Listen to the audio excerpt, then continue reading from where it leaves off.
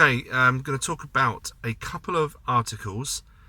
A email friend via UKIP, first name Janie, hello Janie, sent me these, and I had heard about this stuff. I'm going to probably assume that many people watching this already know as well.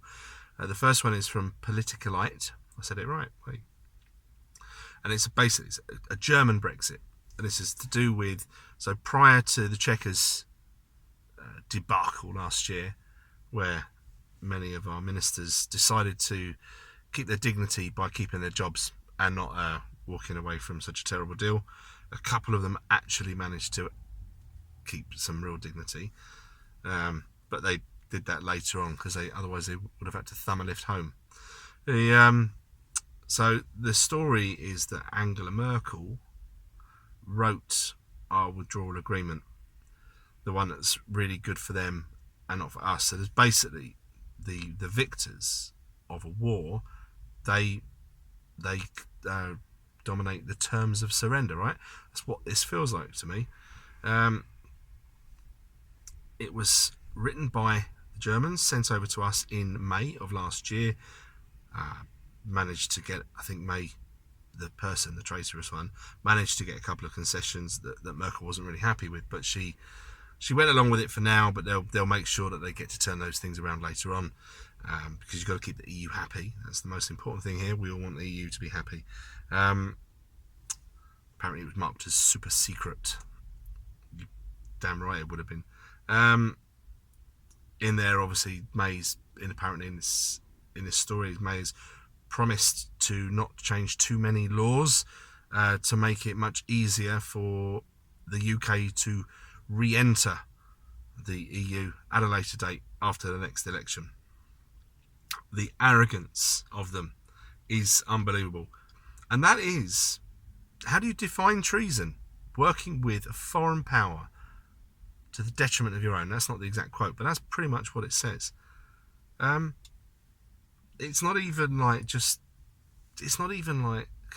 crazy to say that Theresa May is a traitor to the country. There's no other way to look at it.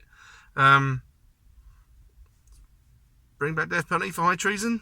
Maybe, I don't know. Get used against people like me, probably. So then the other story is about the secret civil servant, this person that is describing the atmosphere in the civil service as being basically completely putrid against any Brexiteers, and even going as far as saying that they are creating fake news stories to spread around. Ollie Robbins is effectively leading Brexit, or the non-Brexit, and it's really interesting. What I'll share is a link to the article from Politicalite and a link to a YouTube video on the UKIP's official page. So probably lots of people have seen that anyway. And these are chats between Chris Hicks, Chris with a K, from UKIP, and Carl Benjamin, Sargon. And I don't know whether Sargon's putting these out on his own channel, so they might not get seen obviously by as many people as would see Sargon videos, so it's worth sharing. They have a long chat about it. It's really interesting. Anyway, so that's those two stories. And then I just heard rumours of a shooting in Holland on a tram. There's not too many details yet, but looks like there's definitely has been a shooting in Holland. Whether it's terror related, whether it's just a crazy person, well, we'll know if it's terror related if it's a Dutch person that's shooting non-Dutch people, something along those lines. You know what I'm talking about. But that'll be far right terror. If it's a jihadi attack, it will be a mentally ill person. Now, the reason I don't want to say which way it is because I don't know. I don't want to. You can sort of speculate. You can't help but jump to some conclusions. But in the fallout of last week's Christchurch terror attack, this is what the guy wanted, right?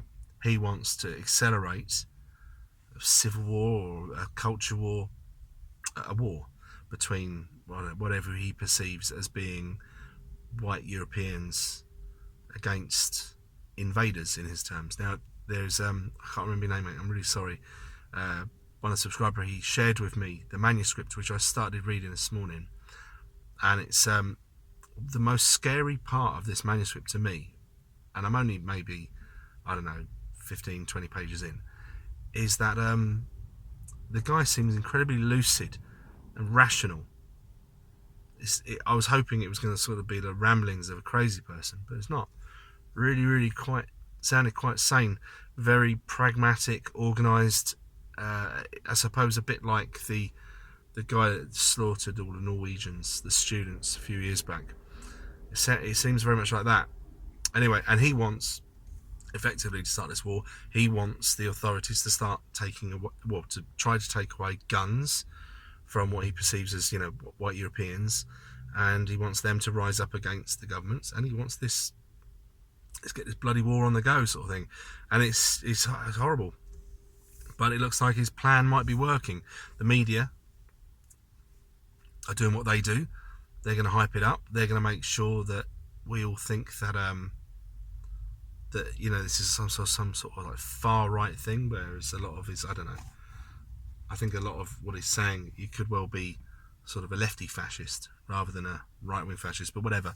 Extremes are bad. Let's try to stay away from the extremes, folks. Anyway, if anyone's got any more information on this thing in Holland, let us know. Anyway, speak soon. Bye.